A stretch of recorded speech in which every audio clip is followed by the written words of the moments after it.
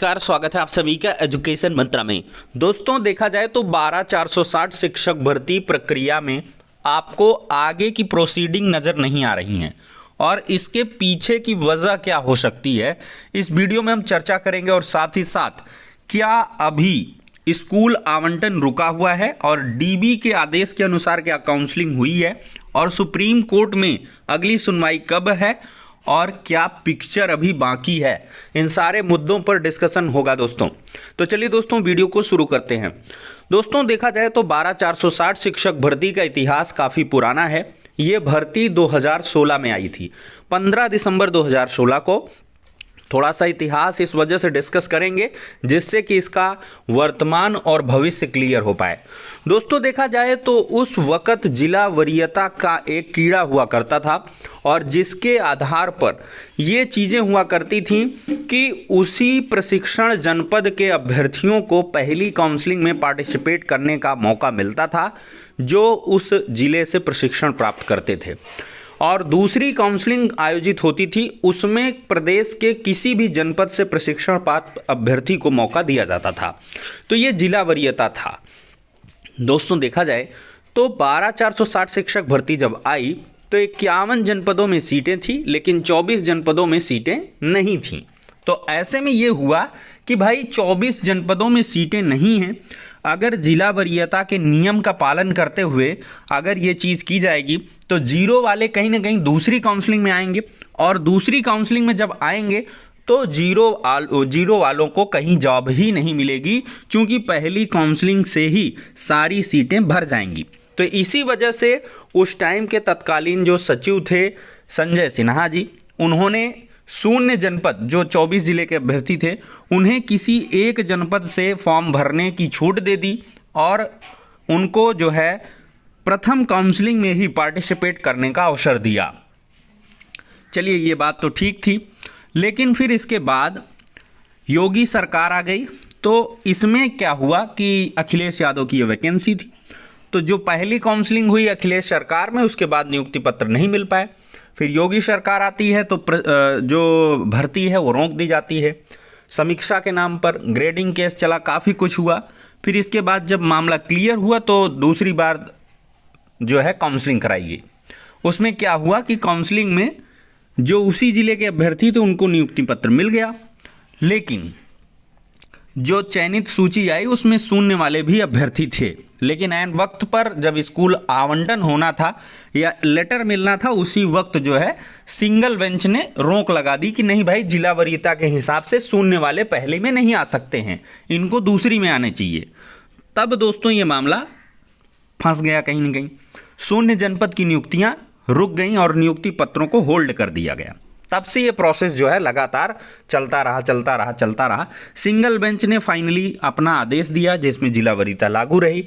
फिर इसके बाद ये मामला गया डिवीज़न बेंच।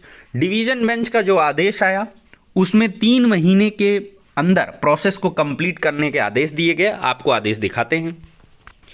देखिए यहाँ पर दोस्तों मुद्दा क्या लिखा गया है कि we dispose of all the special appeal with direction to the authorities concern to take a decision to fill up all the post inclusive of residual 6,470 post by preparing a common merit list of all eligible candidates as per NCT notification read with notification circular dated 26/12/2016 in respective district as discussed here in above within a period of 3 months from the date of production of certified copy of this order। जिसके कहने का मतलब division bench का ये है कि 6,470 जो सीटें खाली हुई हैं उनको भरने के लिए कॉमन मेरिट लिस्ट बनाई जाए जिसमें सभी एलिजिबल कैंडिडेट्स को शामिल किया जाए। ये आदेश हुआ, सभी एलिजिबल कैंडिडेट्स को शामिल किया जाए जिसमें 0 भी रहेगा, 51 भी रहेगा। अब दोस्तों यहाँ पर मामला किस प्रकार से बिगड़ा है देखा जाए तो अब 2 फाड़ में चीज़ें क्यों बट गईं। यहाँ पर 2 फाड़ में चीज़ों के बटने का एक वजह है कि एक पक्ष ये चाहता था कि जब अनहोल्ड नियुक्ति पत्र वालों को बुलाया गया तो उसमें 0 वाले ही गए। ऐसे 2 जिले हैं, आई थिंक महोबा है और बांदा है, जहां पर जितने भी बच्चे कैंडिडेट्स थे मदर लिस्ट के, उन सभी को काउंसलिंग में बुला लिया गया उस जिले के। तो इसमें क्या होता है कि भाई 51 वाले भी उस जिले के जो कम मेरिट वाले थे, जिनका पहली सूची में सिलेक्शन लिस्ट में नाम नहीं था, उनको भी नियुक्ति पत्र मिल गया। वजह इसकी क्या रही है, क्योंकि जो जीरो वाले नियुक्ति पत्र, समझिएगा इस मामले में, पहली सूची जब जारी हुई थी तो उसमें जीरो वाले कुछ ऐसे भी बंदे थे जिनका सिलेक्शन 68,000 69,000 में हो गया है। मान लिया कि 50 नियुक्ति पत्रों को होल्ड किया गया था।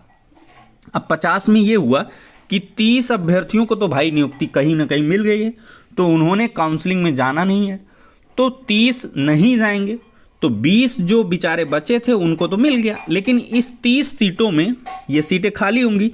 लेकिन अगर आपने पहली काउंसलिंग में ही नीचे वालों को भी बुला लिया, मतलब कि मदर लिस्ट के अकॉर्डिंग आपने सभी को बुला लिया, तो 51 वाले जो कम मेरिट वाले रहे होंगे या उसी आवेदित जिले के जो जीरो वाले कम मेरिट के, थोड़ा सा कम मेरिट से सिलेक्शन रुक गया होगा, तो वो इन 30 सीटों में दावा कर ले गए और उनको नियुक्ति पत्र मिल गया। और बहुत सारे जिलों में, अधिकतर में ये नहीं हुआ है। वहाँ पर ये हुआ है कि जो पहली लिस्ट थी उसमें जीरो वाले के जो होल्ड नियुक्ति पत्र थे उनको अनहोल्ड किया गया। अब जैसे किसी एक ज़िले का आप एग्जाम्पल ले लें, जैसे बलिया का मामला हम लेते हैं। हम एग्जाम्पल ले रहे हैं, मुझे सीटों की अभी यहाँ पर जानकारी नहीं है। मान लिया 100 सीटों पर जो है नियुक्ति पत्र होल्ड किया गया था। अब 100 में 20 लोग पहुँचे, 80 सीटें खाली रह गई। अब ये 80 खाली सीटों के लिए इन्होंने जो उस टाइम के संजय सिन्हा जी का 22 जो ये जिक्र हुआ है यहाँ पर 26/12/2016 के सर्कुलर का, इसके आधार पर दूसरी काउंसलिंग में किसी भी जिले के अभ्यर्थी को ओपन टू ऑल इन्होंने बुला लिया। तो कायदे से यहाँ पर ओपन टू ऑल होने की वजह से किसी अन्य जिले का जो अचयनित बंदा था वो जाकर के बलिया में अपना दावा प्रस्तुत कर दिया, उसका वहाँ पे सिलेक्शन हो गया।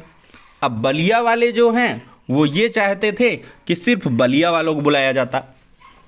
तो यहाँ से मामला काफ़ी कॉम्प्लेक्स हो चला है और इसी वजह से यह मामला काफ़ी फंसता हुआ नज़र आ रहा है। और सचिव साहब का कहना ये है कि भाई हमको ये पता नहीं है कि कितने जीरो वालों को नियुक्ति कहीं ना कहीं मिल गई है या नहीं मिली। एकदम बिल्कुल फैक्ट बात है कि भाई सचिव को क्या पता कि जो अनहोल्ड नियुक्ति पत्र हैं या कुछ भी हैं वो तो प्रथम चयन सूची को ही न मानेंगे। जो पहली चयनित सूची है उसी के आधार पर वो बुलाएंगे कि भाई जो भी अनहोल्ड नियुक्ति पत्र हैं, जो होल्ड नियुक्ति पत्र हैं, मैं यहाँ पे वर्ड यूज करना चाहिए, जो जिनके नियुक्ति पत्र रोके गए थे उनको सभी को बुलाया जाएगा। अब सचिव साहब को थोड़ी सपना आया है या उनको पता है कि भाई कितने को यहाँ पे नियुक्ति मिली है कि नहीं मिली है, क्या हुआ है क्या नहीं हुआ है। तो पहले तो सिर्फ उन्हीं को बुलाया जाएगा। तो इस वजह से उन्होंने आदेश दिया कि पहले उन्हीं को बुलाया जाए और उन्हीं को बुलाया भी गया। लेकिन कुछ एक जिलों में ऐसा नहीं हुआ, नीचे वालों को बुला लिया गया। और अब यहाँ पर यह मामला है कि यहाँ पर ओपन टू ऑल को लेकर कॉन्फ्लिक्ट हो गया है। दिक्कत ये है कि जहाँ कम सीटें थी, अगर वहाँ पर ओपन टू ऑल ना करके जो पहली काउंसलिंग है अगर सिर्फ उसी ज़िले वालों को बुलाया जाएगा, तो ऐसे में क्या होगा कि कहीं पर अगर सिलेक्शन किसी का हो गया है आज की डेट में किसी दूसरे ज़िले में, ओपन टू ऑल दूसरी वाले में होने की वजह से अगर पहली वाले में उसको लिमिटेड कर दिया जाएगा तो सीटें भर जाएंगी हर एक ज़िले में। 51 ज़िले में पर्याप्त कैंडिडेट थे, जहां सीटें थीं, फॉर्म भरा था बंदों ने, तो वहां पर पर्याप्त छात्र थे, तो वहां की मेरिट डाउन करके हो जाएगा। तो ये मामला काफ़ी ज़्यादा पेचीदा है। अब इस मामले पर सुप्रीम कोर्ट इसी वजह से सुनवाई करने वाली है और मामला लगा है आपका 2 फरवरी और साथ ही साथ 28 फरवरी में। 28 फरवरी का जो मामला है, देखिए भाई, ये अर्चना राय हैं, यही पहुंची थी सुप्रीम कोर्ट और इन्हीं की वजह से ये मामला जो है स्टेटस को हुआ है। इस एसएलपी में स्टेटस को हुआ है और इसमें जो डेट मिल रही है, देखिए जस्टिस माहेश्वरी और जस्टिस धूलिया जी की बेंच में 8 जनवरी को ये मामला सुना गया था। तो इन्हीं ने कहीं ना कहीं स्टेटस को लगाया हुआ है और इसमें डेट 2 फरवरी 2024 शो कर रही है। लेकिन ये अर्चना राय की जो SLP है ये उमेश चंद्र वाली SLP में टैग है 28 फरवरी वाले में। तो आपको 1 से 2 दिन का इंतज़ार करना रहेगा। हम आपको क्लियर कर देंगे कि ये मामला 2 फरवरी को सुना जाएगा कि 28 फरवरी को। ज़्यादा संभावनाएं हैं कि जिला वरीयता वाले सारे मुद्दों को मिला जुला करके 28 फरवरी को सुना जाएगा। और दोस्तों इसी वजह से आपका स्कूल आवंटन रुका हुआ है। तो आपको मामला क्लियर हो गया है स्कूल आवंटन क्यों रुका है, आगे प्रोसेस क्यों नहीं बढ़ रहा है और डबल बेंच के अनुसार काउंसलिंग हुई है या नहीं हुई है, इसकी एक खुली बहस आपको सुप्रीम कोर्ट में देखने के लिए मिलेगी। और सुनवाई को लेकर हमने आपको क्लियर कर दिया है। तो पिक्चर अभी पूरी तरीके से दोस्तों बाकी है, लेकिन हम चाहते हैं कि ये मामला जल्दी से जल्दी सिमटना चाहिए, वहाँ से मामला क्लियर होना चाहिए। अगर इसी तरह से स्टेटस को रहा और मामले में सुनवाइयाँ लगातार बढ़ती रहीं तो कहीं ना कहीं प्रोसेस एक तरीके से रुक सा जाएगा और चुनाव आचार संहिता लग गई तो किसी भी पक्ष का यहाँ पर फ़ायदा नहीं होने वाला है। लेकिन एक पक्ष का भरपूर नुकसान होगा जो हाई मेरिट के हैं, जीरो के हैं, जिनका सिलेक्शन होना ही होना है, जिनको होल्ड किया गया था नियुक्ति पत्र उनको मिलना था, तो उनको बहुत नुकसान हो जाएगा क्योंकि वो तो भाई फैक्टली सिलेक्शन है उनका। या जिनकी अच्छी मेरिट है उनका चाहे उस ज़िले से आप डाउन करके कर लो, चाहे दूसरी वाले में ओपन टू ऑल किसी भी ज़िले में करवाओ, तो नज़दीक और दूर का मामला हो सकता है कि किसी ज़िले में नज़दीक में हो जाता, दूर में हो जाता, ये हो सकता है। लेकिन भाई इसमें जो है कुछ एक कम मेरिट वाले जिनका सिलेक्शन हुआ नहीं हुआ उनकी लड़ाई है, लेकिन इसमें जो फैक्ट मेरिट वाले हैं उनकी यहाँ पर कहीं ना कहीं बहुत ज़्यादा दिक्कतें बढ़ जाएंगी अगर यहाँ पर मामला खींचता है। तो कोर्ट है, मामला खींच ही जाता है, तो इस वजह से थोड़ा सा पिक्चर अभी बाकी है पूरी तरीके से। और दोनों पक्षों को कहीं ना कहीं चाहिए कि मामले को डिले ना करें, डिले करने से कोई फ़ायदा किसी को नहीं मिलेगा। जो भी जिस प्रकार से सुप्रीम कोर्ट आदेश दे उस हिसाब से काम हो जाए और ये वैकेंसी पूरी हो जाए, ये हम चाहते हैं। तो फिलहाल के लिए दोस्तों इस वीडियो में इतना ही। नेक्स्ट अपडेट में और सारी चीज़ों को हम डिस्कस कर लेंगे। तब तक के लिए शुक्रिया।